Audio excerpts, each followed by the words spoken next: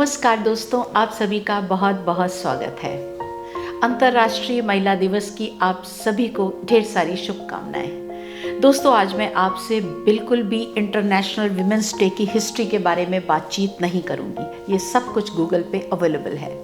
मैं आज आपको बताना चाहूँगी कि मेरी निगाह में सही मायने में महिला सशक्तिकरण क्या है, एक महिला कैसे सशक्त हो सकती है। वैसे तो आज हर महिला फाइनेंशियली इंडिपेंडेंट होने की कोशिश कर रही है, तमाम महिलाएं हैं भी इंडिपेंडेंट, और इसके साथ साथ ज़्यादातर महिलाएं जो हैं वो एजुकेशन की ओर भी जा रही हैं। सरकार की ओर से भी फ्री और कंपलसरी एजुकेशन दी जा रही है।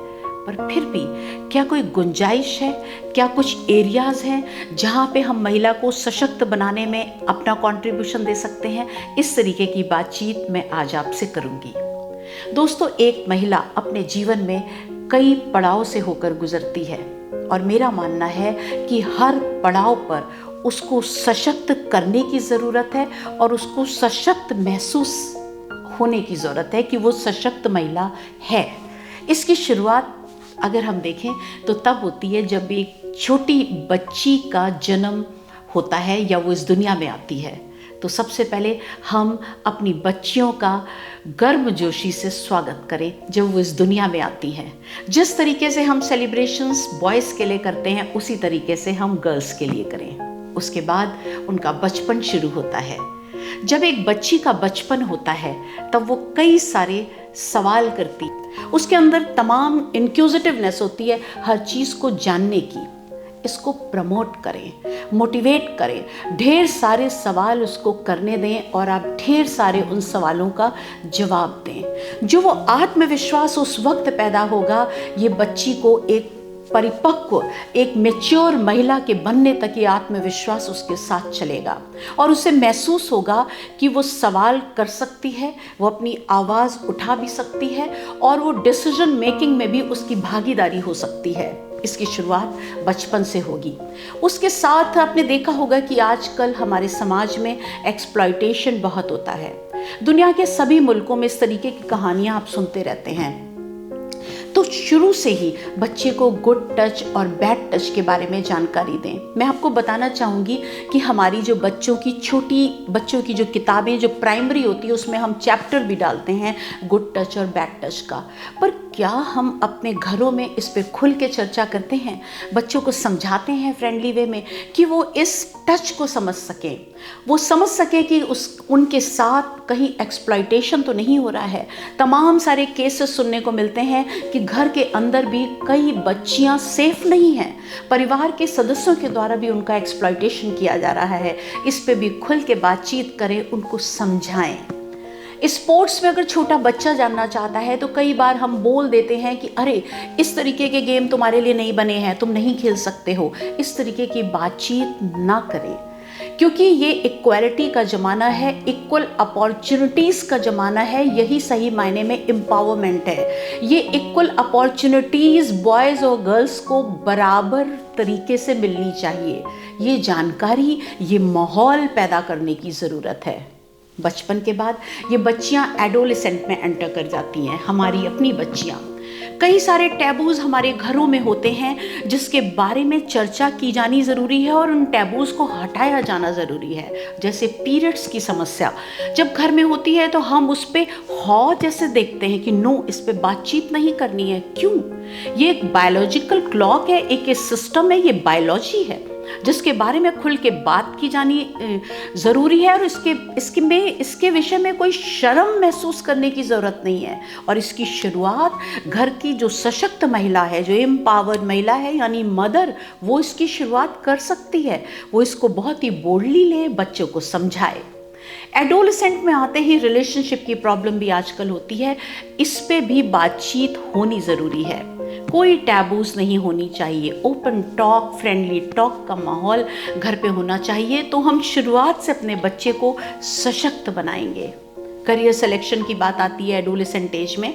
सारे करियर ऑप्शंस हमारी बच्चियों के लिए खुले हैं, चाहे वो लड़का हो चाहे लड़की हो। और इसके साथ साथ उनकी सलाह लेनी भी बहुत ज़रूरी है कि एक आपकी बच्ची अगर आपके घर में है वो क्या बनना चाहती है।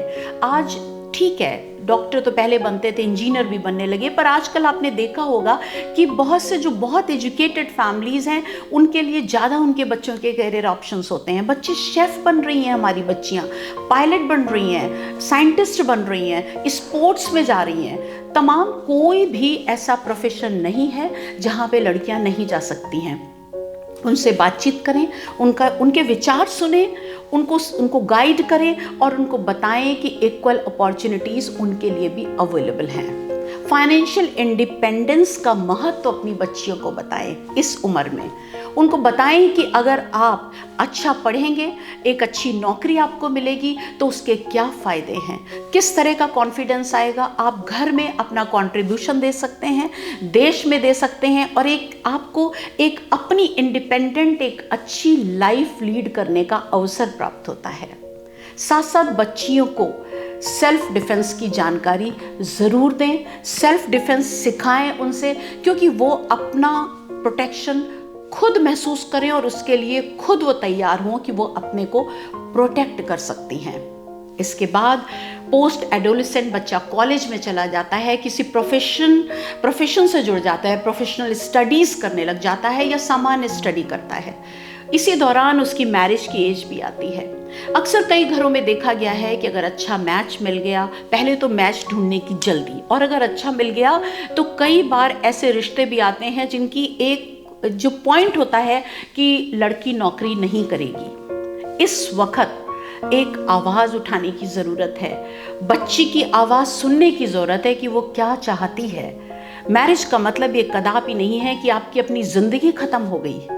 आपकी अपनी ज़िंदगी है, वो भी साथ साथ चलनी चाहिए, और सामंजस्य बैठाने का हुनर आना चाहिए कि आप हैप्पीली मैरिड हों और अपने घर को बहुत अच्छे से चलाएं। तो मैरिज के दौरान भी आप इस बात पे ध्यान दें कि आपकी बच्ची की ज़िंदगी कहीं रुक तो नहीं रही है। और जब आप मैच चुनते हैं, एक अच्छा मैच होता है, तो उसमें अपनी बच्चियों की ओपिनियन भी तो लें। आजकल बहुत जगह हमने देखा है, बातचीत होती, बताते हैं बहुत अच्छा मैच मिल गया, क्या आपने अपनी बच्ची से इसके बारे में बात करी? नहीं, वो क्या बात करना, ठीक है, सब ठीक ही है। ये ठीक नहीं है। आप जिसकी शादी हो रही है, जिसका आगे जीवन कहीं जुड़ने जा रहा है, उसकी ओपिनियन लेना ज़रूरी है। उसके साथ आपस में बच्चों को बैठ के उनको टाइम स्पेंड करना बहुत ज़रूरी है, जिससे वे कंपैटिबिलिटी को भी चेक कर सकें कि उनका जो जीवन साथी बनने जा रहा है वो वाकई उसका जीवन साथी बन सकेगा। ये भी एक तरीके का एम्पावरमेंट है जो हमें ट्रांसफ़र करना चाहिए। जो घर में महिलाएं एम्पावर्ड हैं वो इस तरीके की अपॉर्चुनिटी अपनी बच्चियों को दें। मैरिज के बाद जब बच्ची दूसरे घर चली जाती है तो कई बार देखा गया है कि बहुत पढ़ी लिखी महिलाएं हैं, वो खुद भी सरेंडर कर देती हैं या ऐसे हालात पैदा होते हैं, और ऐसा माना जाता है कि मैरिज के बाद एक लेडी की जिम्मेदारी किचन, सीरियल या रिश्तेदारी को निभाना यही रह जाती है। वैसे ये पर्सनल चॉइस है, लेकिन मुझे नहीं लगता कि एक इतनी अच्छी पढ़ाई लिखाई होने के बाद आप भी कुछ एक अपना वजूद चाहते होंगे। हर बच्ची, हर महिला अपना वजूद बनाए रखना चाहती होगी, और इस वक्त उसे सपोर्ट की ज़रूरत है। अगर वो एक अच्छा बैलेंस बना सकती है तो वो क्यों नहीं अपने जिस प्रोफेशन से जुड़ी है या कोई नई चीज़, नई हॉबी को डेवलप करे।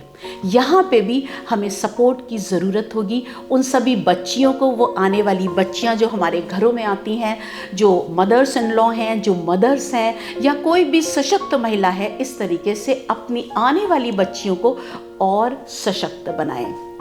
इसके बाद दोस्तों ओल्ड एज भी आ जाती है, और हम उसको तो बिल्कुल इग्नोर कर देते हैं। कई बार होता है कि हम देखते हैं हमारे घर में वो जो उस जमाने के थे जब वो महिला सशक्तिकरण का मतलब उतना स्ट्रॉन्ग नहीं था, या वो चीज़ नहीं कर पाए जो आज की महिलाएं कर रही हैं। वो आज ऐसी बुज़ुर्ग महिलाएं जो घर के कोने में बैठी होती हैं, हमें उन्हें भी सशक्त बनाने की ज़रूरत है, और हम कर सकते हैं। उनको टेक्नोलॉजी से जोड़ दें, उनको टेक्नोलॉजी से जुड़ना ही उनके लिए एम्पावरमेंट होने जैसी बात होगी। कितने तमाम सारे ऐप्स होते हैं जिनकी जानकारी नहीं होती है। मैंने ये भी देखा है कई घरों में जो ओल्ड लेडीज़ होती हैं वो स्मार्ट टीवी नहीं चला पाती। उनके पास वो अफोर्ड कर सकते हैं कि उनके हाथ में भी स्मार्टफोन हो, पर वो सिंपल फ़ोन रखते हैं क्योंकि उन्हें चलाना नहीं आता है। हम अपने घर में ऐसी बैठी बुज़ुर्ग महिलाओं को भी सशक्त बनाएं। उन्हें सारे जो ऐप जिनको वो समझ सकती हैं उनमें डाउनलोड करें, उनको सिखाएं, उनको टीवी चलाना सिखाएं, उनको वीडियोस अच्छे अच्छे बनाना सिखाएं, जिससे उनका भी एक एंटरटेनमेंट हो और उन्हें भी एक अच्छी फीलिंग आए कि yes, at any as, at any stage you can do it. And this is true also. ये कभी भी जो लर्निंग का सिलसिला है ये कभी रुकता नहीं है और हर स्टेज पे हम कुछ ना कुछ लर्न कर सकते हैं। इसके साथ ही साथ उनको योगा मेडिटेशन से जोड़ें, क्योंकि हम एम्पावरमेंट होने में हमें हेल्दी होना भी बहुत ज़रूरी है। तो इस तरीके से ये सिलसिला जो बच्ची के पैदा होने से शुरू होता है और ओल्ड एज तक चलता है, ये सशक्तिकरण का जो ये अभियान है ये विभिन्न पड़ाव से गुजरता है। हमें हर पड़ाव पे महसूस करके अपने आसपास की हर महिला को सशक्त बनाना होगा। यही सही मायने में महिला सशक्तिकरण होगा। लेकिन इन सारे पड़ाव में अगर कोई महिला सही मायने में सशक्त हो सकती है, उस एक स्ट्रॉन्गेस्ट वेपन है जो महिला को सशक्त बनाता है, वो है एजुकेशन, वो है नॉलेज। तो मेरा मानना है कि हम सब मिलके ये कोशिश करें कि हर बच्ची के, हर महिला के हाथ में ये वेपन ज़रूर हो, नॉलेज का वेपन, एजुकेशन का वेपन। और एक महिला तभी सही मायने में सशक्त है जब वो अपने आसपास की किसी दूसरी महिला को सशक्त बनाने में कंट्रीब्यूट करती है। क्योंकि दोस्तों कहा भी गया है कि empowered women can empower other women. Good luck to all of you. फिर मिलेंगे आपसे किसी और विषय पर बहुत जल्दी, यूं ही चलते चलते। दोस्तों, अगर आपको ये वीडियो अच्छा लगा हो तो प्लीज़ इसे शेयर ज़रूर करिए, क्योंकि शायद कोई महिला इसको समझ सके, कोई पुरुष समझ सके और इसमें अपना कंट्रीब्यूशन दे और कोई ना कोई महिला ज़रूर सशक्त और हो जाए। और अगर आपको मेरा चैनल अच्छा लगता है तो इसको सब्सक्राइब करिए, कमेंट बॉक्स में अपने कमेंट लिख के भेजिए और मेरे वीडियो को लाइक ज़रूर कीजिए। Thank you so much.